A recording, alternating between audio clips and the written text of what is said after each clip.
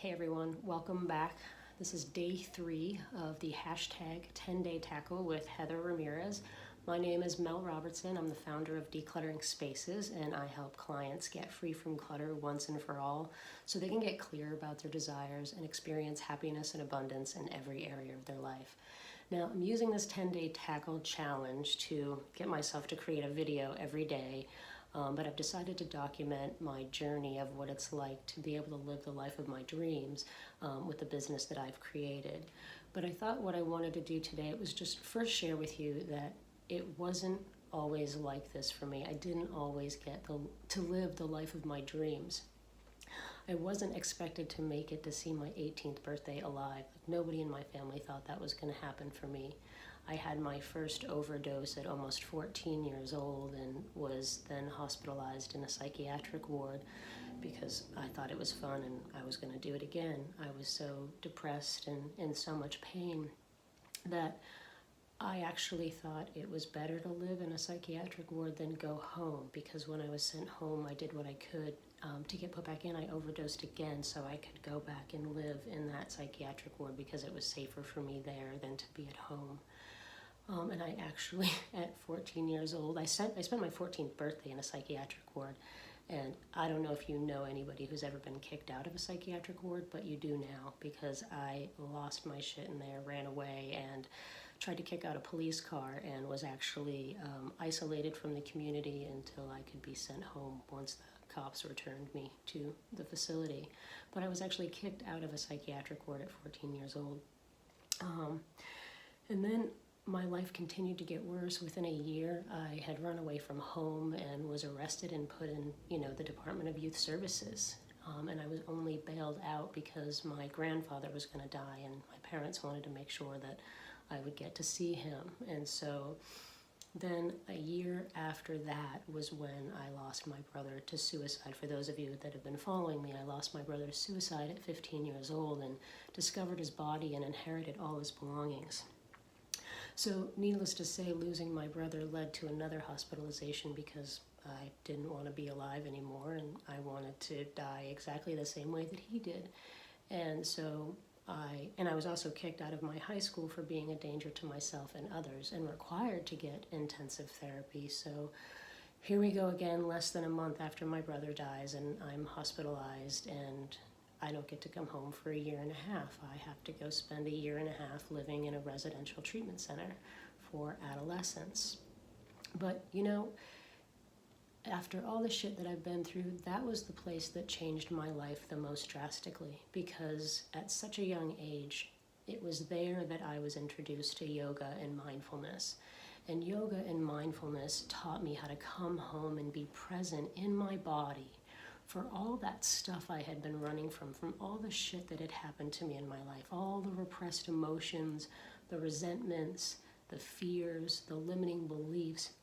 It helped me to be present for all of that stuff. But when I graduated, I had those skills, but my life, went right back to where it was before I went in, and actually got worse before it got better. As soon as I got out, I wound up picking up, heavy drugs and becoming addicted to crack cocaine. And I inherited all my brother's stuff, and I sold all my brother's stuff for drugs. So I don't actually have one iota of his belongings with me today, 25 years later. I have nothing of his. I don't like how I got rid of it, but as someone who helps people get free from clutter, I can tell you that I don't regret that I didn't have to carry it around with me. I'm so glad that I don't have stuff to carry around with me. I have a connection with him.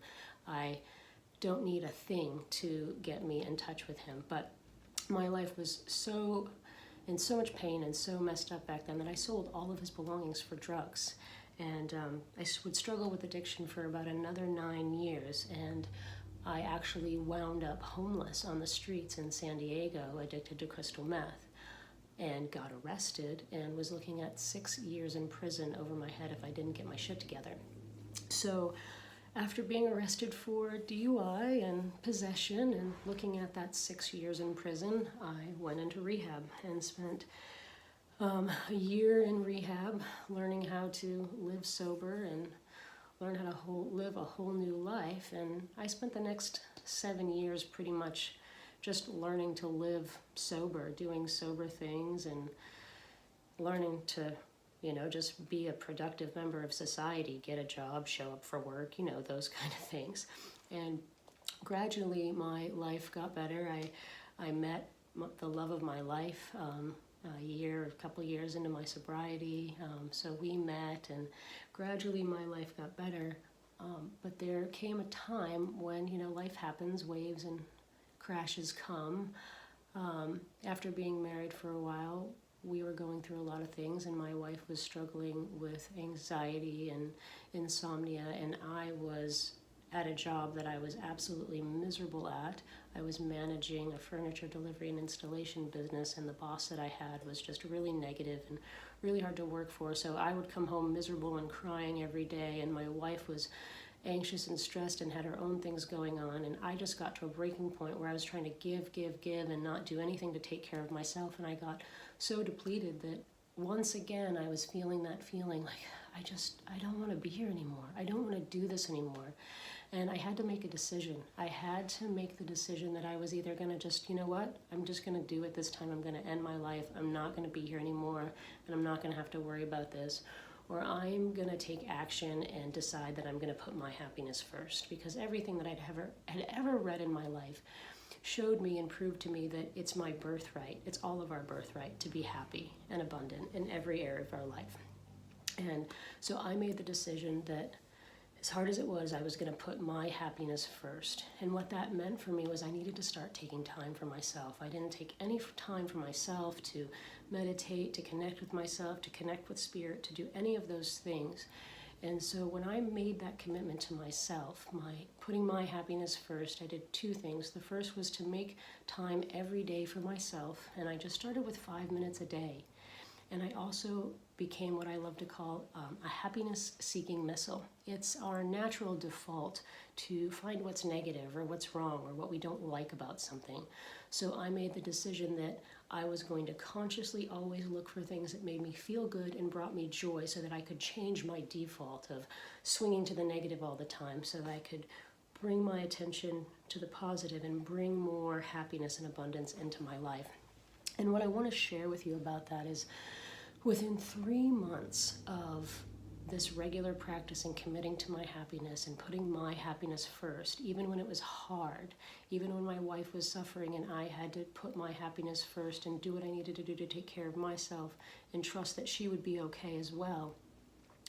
Within 3 months, we were able to buy a house and move my wife's mom in with us, which was a really big part of her anxiety and stress because of her mom's health. And once we were able to do that, things started to take off really quickly. Within 3 months of us buying the house and moving her mom in with us, I was able to quit that job that I was at, that I was miserable at, and take a risk and go out on my own as a personal assistant working for a couple people. And it's really strange how this happened, but my wife made sure that I got a contract from them, that the personal assistant for a year, that I was going to be working for them, because I was leaving a really good job of 7 years with really good benefits, and it was a really huge risk, but I needed to get out of there. And so I took the risk. My wife made sure I got a contract, and within 2 weeks of working for them, they were really finicky and just interesting people to work for, but they were like, you know what, at this time we don't need your services right now. I have to travel somewhere and it's not a good time, so we're just gonna pay you the balance of your contract. So they sent me a $50,000 check in the mail for the year of work that I wasn't going to be doing. And so that's where I took 6 months off and prayed and asked for guidance and was led to create Decluttering Spaces. Now that was the beginning of my journey in 2014, and in future videos I will let you know a little more. But so just wanted to share the background and let you know it always wasn't like this for me, and no matter what you've been through and where you're going, like, happiness is your birthright, and you can access this too. Thanks so much for watching.